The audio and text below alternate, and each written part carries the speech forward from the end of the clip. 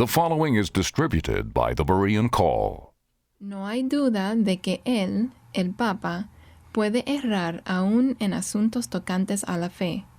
Lo hace cuando enseña herejía siguiendo su propio juicio o decreto. Honestamente, muchos pontífices romanos fueron herejes. Papa Adriano VI, 1523. Capítulo 9. ¿Herejes infalibles? La gran importancia del papado justifica que investiguemos más su legitimidad. Un factor vital es la afirmación de que los papas son infalibles cuando hablan de moral y dogma a la Iglesia. Si no son infalibles, la Iglesia Católica Romana pierde su singular liderazgo y autoridad apostólica. Sin embargo, los papas mismos, como Adriano VI, citado en la página anterior, y otros, han negado que ellos o algún otro papa sean infalibles. ¿Por qué no creerles? La declaración del Papa Adriano VI implica aún más. Si muchos papas han sido herejes, entonces tenemos otra razón por la que no puede existir una línea ininterrumpida de sucesión apostólica desde Pedro. Además de probar que una persona no es infalible, adoptar herejías es pecado mortal en la teología católica romana. La consecuencia inmediata, de acuerdo con el Código de Derecho Canónico Oficial de la Iglesia Católica, cuerpo de los cánones y decretos de los concilios de la Iglesia, es la excomunión instantánea y automática. El hereje ha negado la fe y se ha colocado a sí mismo fuera de la Iglesia. Por tanto, un papa hereje ya no es ni siquiera miembro de la Iglesia, mucho menos su cabeza. En consecuencia, es imposible que un hereje, aunque se trate del papa, pueda proveer un canal de autoridad apostólica a un sucesor. Sin embargo, la lista de papas incluye numerosos herejes que fueron denunciados como tales por concilios y otros papas. No debe sorprendernos que las teorías de la sucesión apostólica y la infalibilidad papal no se propusiera sino hasta muchos siglos después de la muerte de Pedro. Fue a medida que los papas se atribuyeron más poder y comenzaron a controlar a monarcas y naciones enteras que necesitaron justificar su imperialismo arrogante y opresor. Ya declaraban que eran Dios en la tierra y vicarios de Cristo, pero no fue suficiente. Tuvieron que afirmar también que eran infalibles. Las raíces de la infalibilidad. Hubo un tiempo cuando reyes y emperadores declaraban que eran dioses, pero su gloria se fue desvaneciendo cuando pelearon entre ellos y sus súbditos procuraron tener más libertad. Lo que se necesitaba era una representación infalible de la deidad en la tierra, a quien los gobernantes civiles pudieran acudir para solucionar sus disputas. Los papas comenzaron a satisfacer esa necesidad y para el siglo XIII se habían establecido como la suprema autoridad en toda Europa. Un destacado historiador católico del siglo XIII escribió que ese autoritarismo dio lugar al despotismo. Empiezo de la cita. La Iglesia Católica desarrolló una actitud hostil y sospechosa hacia los principios de libertad política, intelectual y religiosa e independencia de opinión, de modo que el ideal de la Iglesia era un imperio universal, de fuerza y opresión, donde la autoridad espiritual es ayudada por el brazo secular para reprimir rápidamente todo movimiento que le desagrade. Por lo tanto, no podíamos dejar de presentar un lado muy oscuro de la historia del papado. Terminación de la cita. Gran parte del lado oscuro de la historia del papado, relacionado con el imperio de fuerza y opresión, fue resultado de la declaración papal respecto a su infalibilidad. La gente aceptó la idea a pesar de la corrupción de los papas. Después de todo, los dioses paganos se robaban las esposas unos a otros y vivían desenfrenadamente. Por tanto, ¿por qué no podían hacerlo los papas? Pero la idea de considerar infalible a un papa, aun cuando claramente se contradecía, en realidad causa asombro. No obstante, se ha mantenido ese engaño.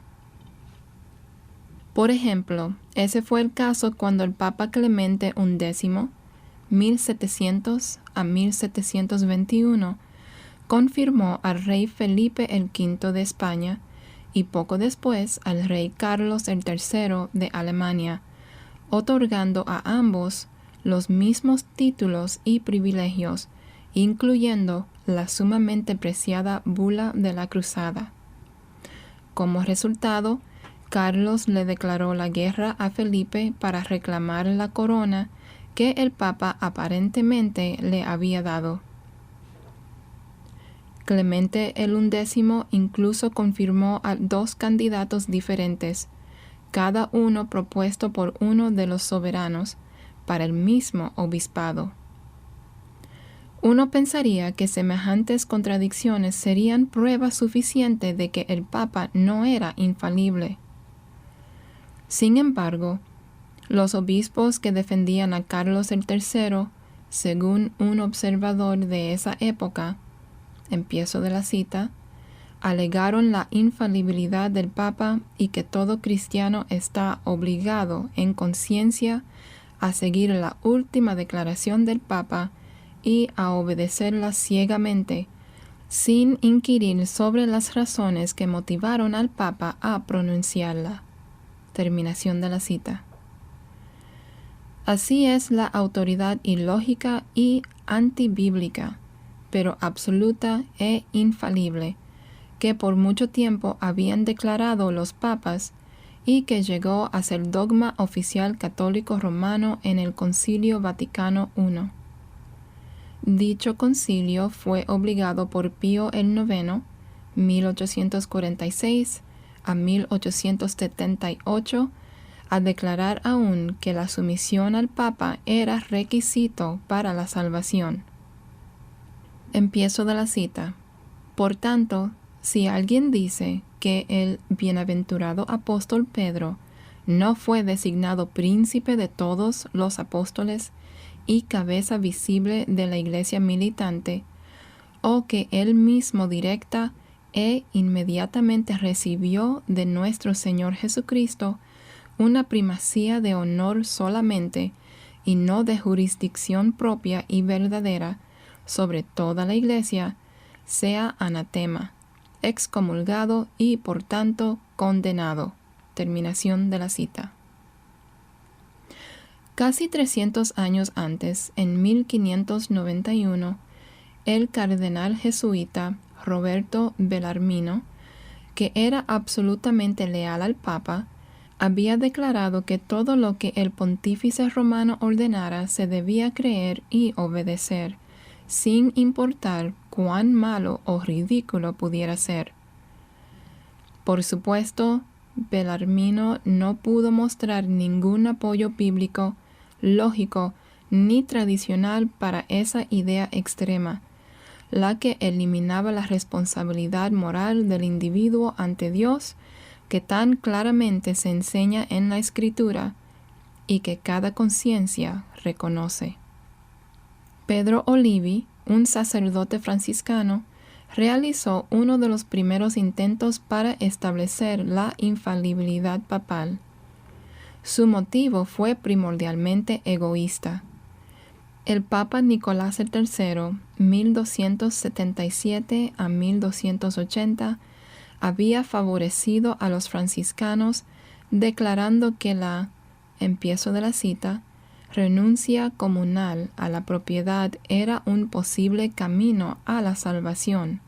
Terminación de la cita.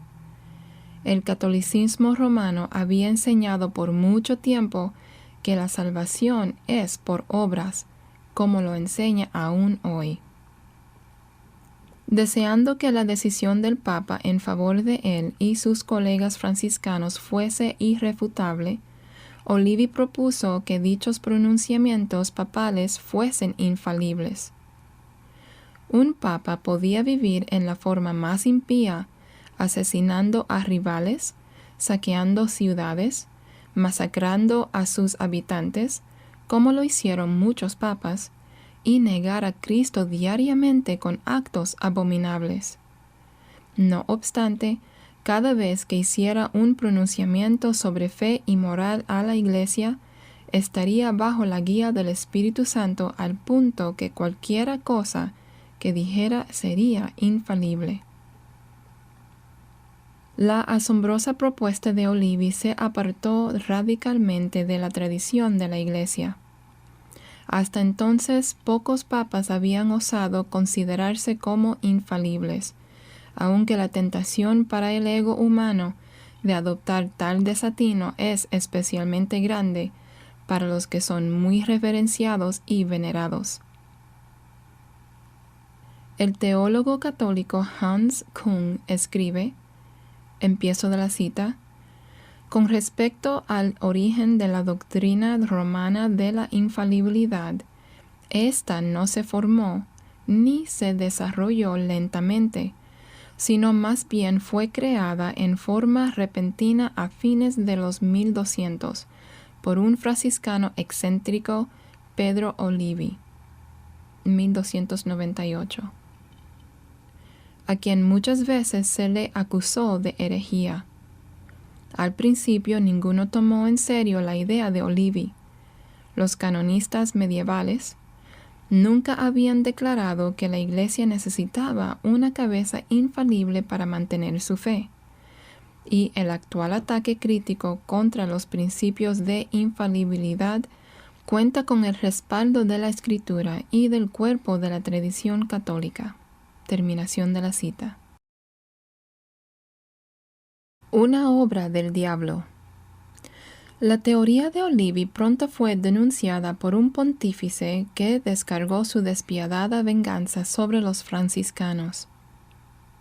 El Papa Juan XXII, 1316 a 1334, tenía sus propias razones egoístas para negar la infalibilidad papal. Si los franciscanos no la hubieran defendido, Juan XXII podría haberla aceptado como algo útil para sus fines. Sin embargo, él odiaba a los franciscanos por hacer votos de pobreza que condenaban el lujoso estilo de vida que él seguía. Había amasado una enorme fortuna, empiezo de la cita, embaucando a los pobres, vendiendo beneficios, indulgencias y dispensaciones. Terminación de la cita. Juan XXII, airado, condenó como herejía la forma de vida franciscana, así como la recomendación de la misma de parte de Nicolás III. Para justificar su decisión de contradecir a otro papa, Juan XXII produjo su bula Qui Quorundam, 1324, una declaración dogmática de doctrina que se promulgó para toda la Iglesia y por tanto infalible según las reglas actuales. En ella, Juan el XXII denigró la doctrina de la infalibilidad papal, llamándola obra del diablo.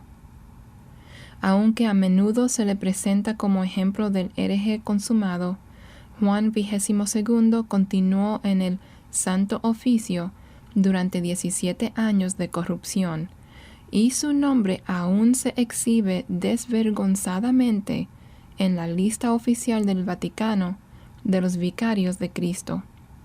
Un historiador católico describe a este papa como un hombre, empiezo de la cita, dominado por la avaricia, más mundano que un rufián y con una risa que resonaba con evidente malicia.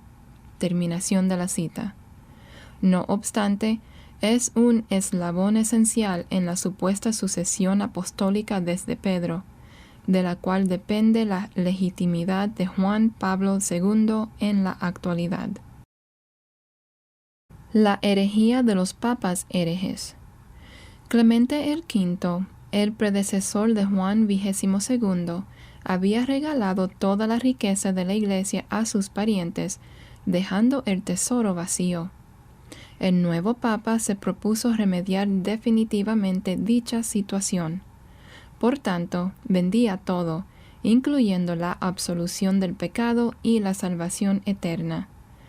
De esta forma, el cáliz de oro que sostiene la mujer que cabalga la bestia se llenó otra vez con el lucro inmundo obtenido por medios abominables, tal como lo vio anticipadamente el apóstol Juan en su visión extraordinaria. Juan XXII publicó una lista de crímenes y pecados flagrantes, junto con el precio de cada uno, por el cual él, como vicario de Cristo, cabeza de la única Iglesia verdadera, absolvería de cada uno de ellos a los transgresores. La lista no omitió nada, desde asesinato y piratería hasta incesto, adulterio y sodomía. Mientras más adinerada era la persona, más podía pecar, y mientras más pecaban los católicos, más rica se volvía la Iglesia. Gran parte de la riqueza adquirida de esta manera se gastó para promover la pasión que Juan XXII tenía por las guerras. Uno de sus contemporáneos escribió, empiezo de la cita, las aguas del lago Constanza, un lago muy grande, y los cadáveres de las víctimas habrían formado un puente desde una orilla a la otra. Terminación de la cita. La doctrina favorita de Juan XXII era como la de muchos que actualmente son populares en los programas cristianos de radio y televisión, que Cristo y sus apóstoles habían sido hombres de gran riqueza. Así lo declaró en una bula papal, Cum Inter Non Nullos, 1323. Negar este dogma constituía una herejía que se castigaba con la pena de muerte. Juan XXII demandó que las autoridades seculares quemaran en la hoguera a los franciscanos que habían hecho votos de pobreza. Los que rehusaron hacerlo fueron excomulgados. Durante su pontificado entregó a más de 114 franciscanos a la Inquisición, para que fueran consumidos por las llamas por la herejía de vivir intencionalmente en la pobreza como lo había hecho Cristo. Así pues, llegó a ser un dogma católico romano oficial que Cristo y sus discípulos fueron hombres de considerable riqueza y que todos los cristianos debían serlo, un dogma que otros papas repudiaron.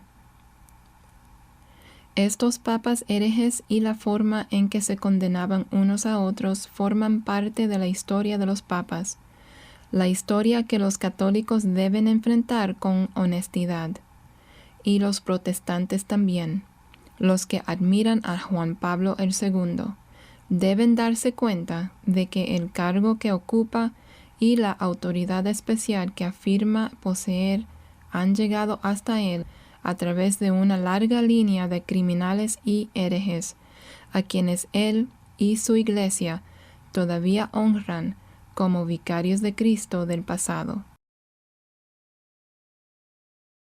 El santo hereje.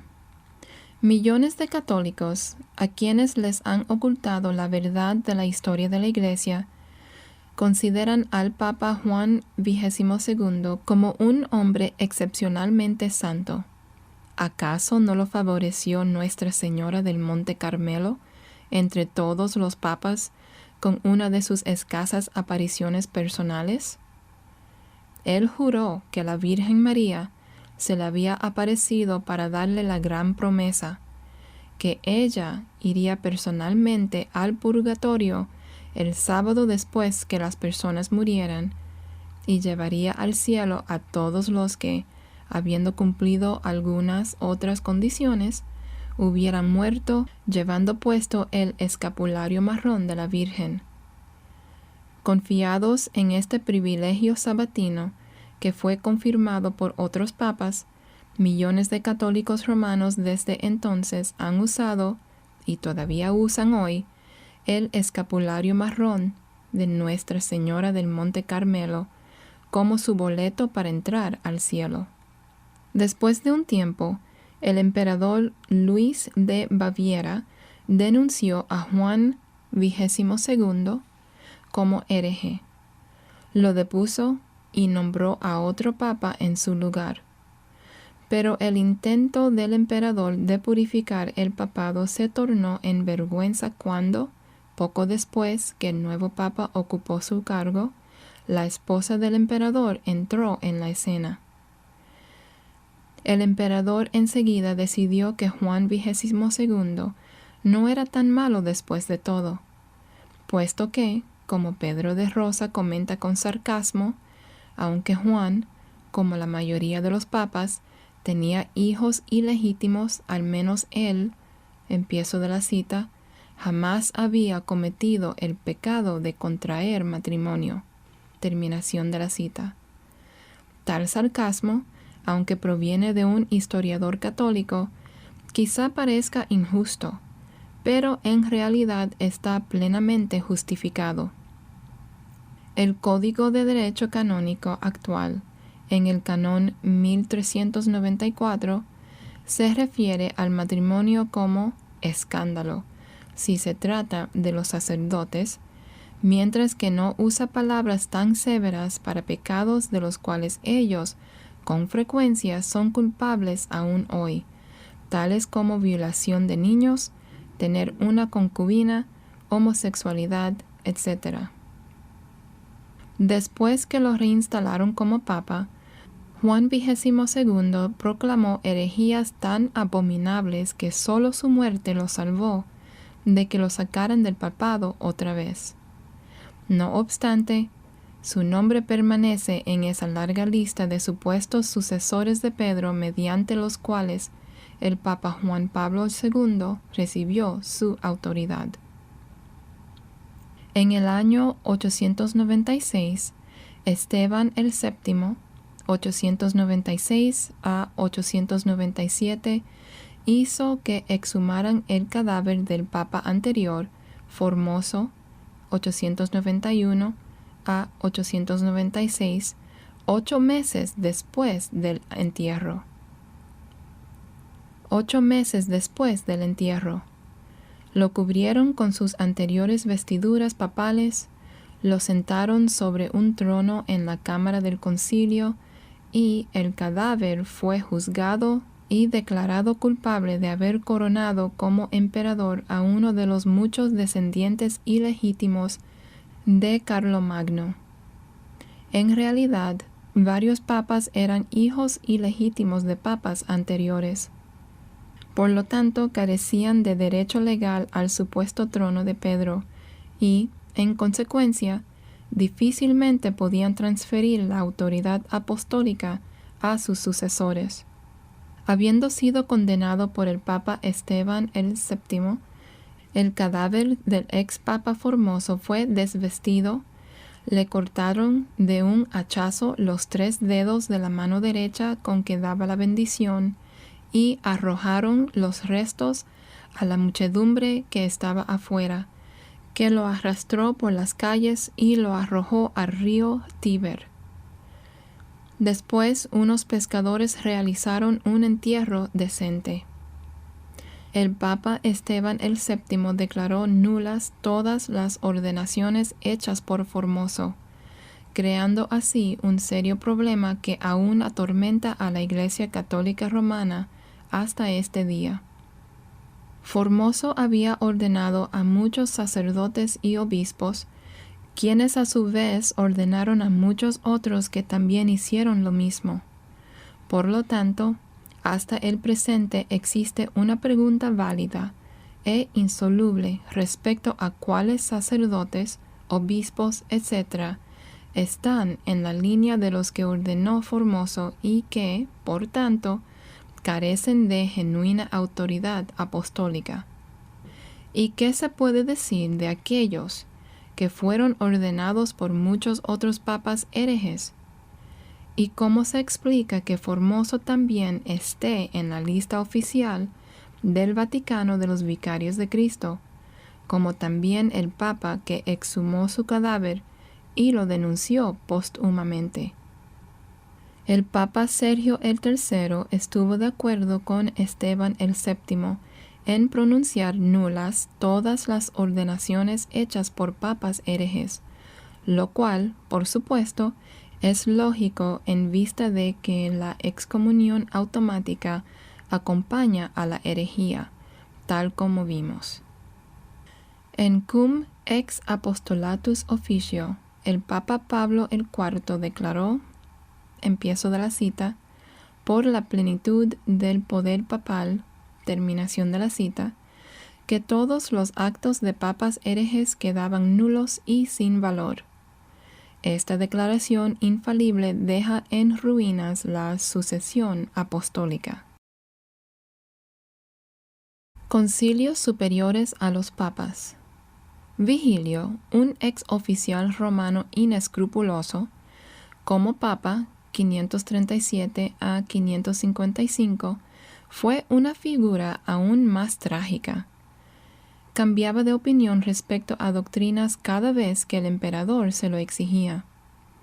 Finalmente, el Quinto Concilio General, 553, convocado en Constantinopla por el emperador Justiniano, declaró que Vigilio era hereje y lo excomulgó.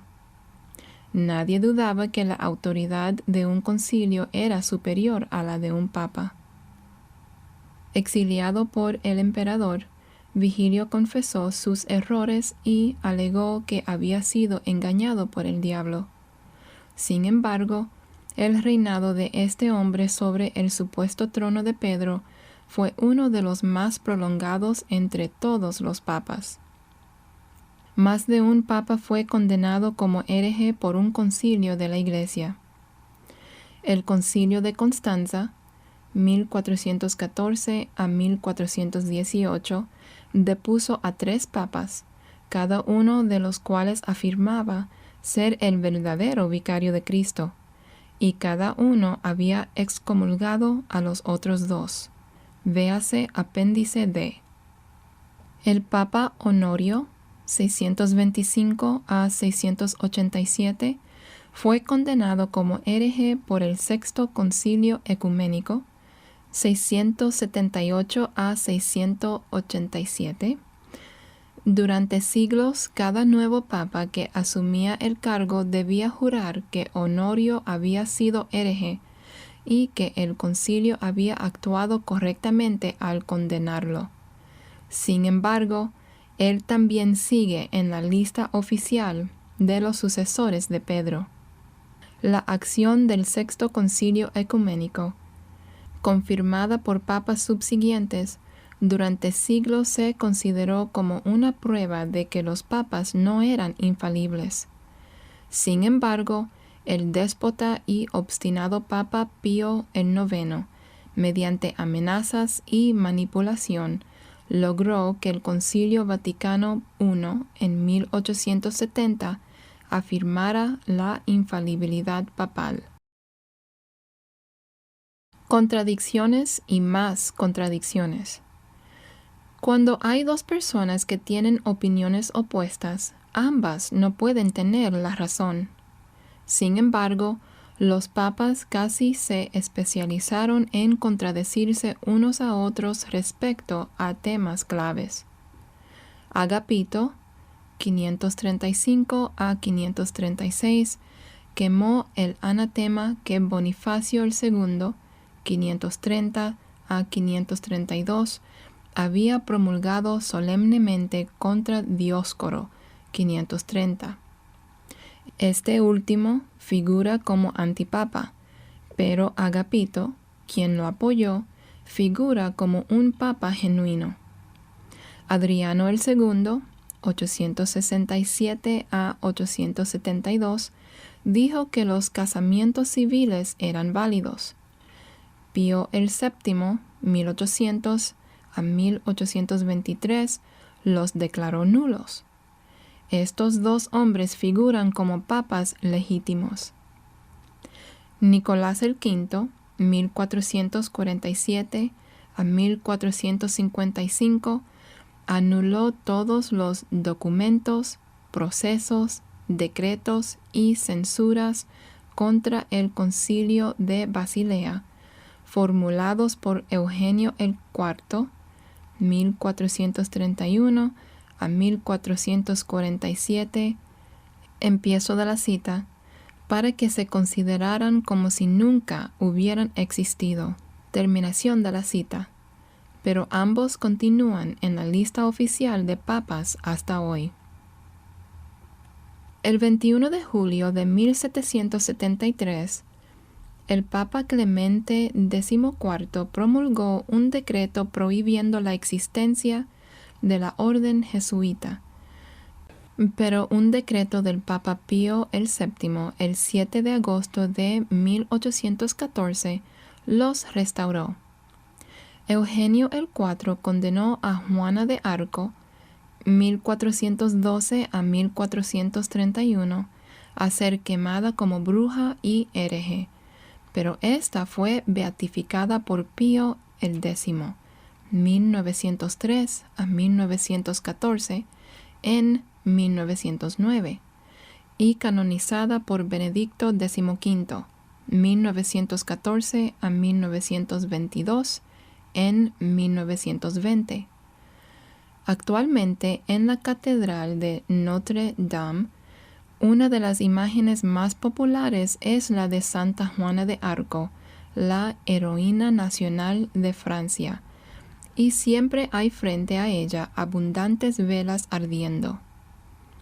¿Cómo pudo un papa infalible acusar a una santa de ser bruja y hereje y condenarla a muerte? Sin embargo, Eugenio IV sigue en la lista de los supuestos infalibles sucesores de Pedro. La historia niega concluyentemente tanto la sucesión apostólica como la infalibilidad papal, y es un hecho que muchos papas negaron la última, entre ellos Vigilio, 537 a 555, Clemente IV, 1265 a 1268, Gregorio el XI, 1370 a 1378, Adriano el VI, 1522 a 1523, Pablo el IV, 1555 a 1559, y aún Inocencio el III, 1198 a 1216, quien gobernó Europa con mano de hierro. Entonces, ¿por qué el Papa Pío IX estuvo tan determinado a inmortalizar este fraude tan evidente como dogma oficial? Hubo una razón muy especial. La infalibilidad fue el apoyo final y desesperado que Pío IX esperaba que sostuviera la decadente estructura del dominio católico romano sobre los gobiernos del mundo y sus ciudadanos. Para establecer ese dogma definitivamente, el Papa convocó el Concilio Vaticano I el 8 de diciembre de 1869. Please visit our website, thebereancall.org, to access our radio archives going back to 1999 and our newsletter going back to 1986. We offer daily updates by email or visit us on Facebook or Twitter. Are you looking for information about a specific topic?